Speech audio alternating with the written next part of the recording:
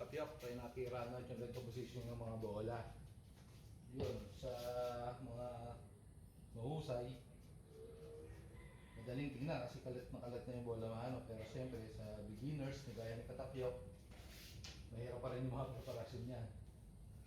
So yun, tira natin dito, try natin paatrasin kung kaya, at least dito sa area na to. Or stop ball, pwede naman. Yun, tirang ilalim, kaya natin paatrasin.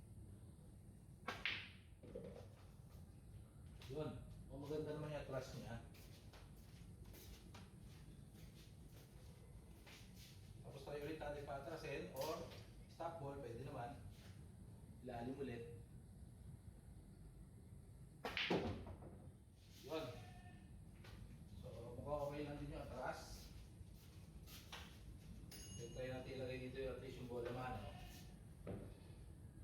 Ilalim kaliwa. Oy, medyo mahina pa. So, at least dito sana. Pero okay lang. Kung kaya pa naman. Kaya naman. So, ilalim. Kaliwa naman tayo dito. Yun lang. Umungkil.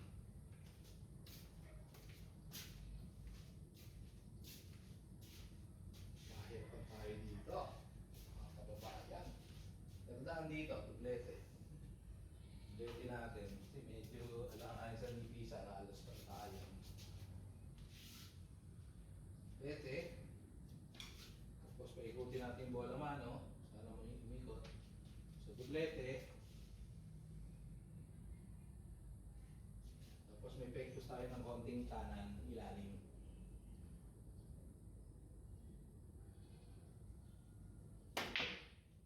Uy!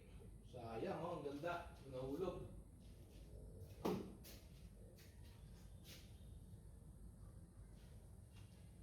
Palagay natin nahulog. Pare yan. Palagay lang natin. Nagari nahulog. Tapos yun. Tira natin dito kahit gitna lang. Alalay para dyan lang din yung bola mano.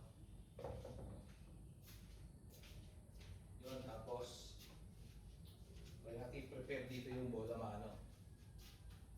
So, pektos lang ako, kaliwa, ibabaw. You know? So yun, saktuhan yung preparasyon natin dito. Sa kung saan kapag tira natin, banda yung bola mano, punta rito. Please doon, no? Kahit gitna lang tira mo, hindi naman. Saktong-sakto. Yan lang. Dalang tayo palit ang tao dito ah. Okay lang. So last ball na tayo. Ganda sana kung nahulog yung 5.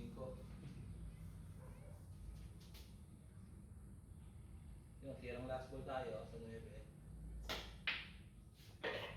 Yun! Run out sana mga katapyok. Pero okay lang. At least natutunan natin yung mga ganong tira. Kumbaga, saan ba tatakbo yung bola mano? Kung ganito yung pektos natin, kaliwa kanan, ilalim, ganyan. So sana makatulong sa mga beginners na gaya ni Katapyok yung mga videos na ina-upload natin. So good luck sa mga pagpapractice nyo. Hanggang sa muli mga Katapyok. Maraming salamat.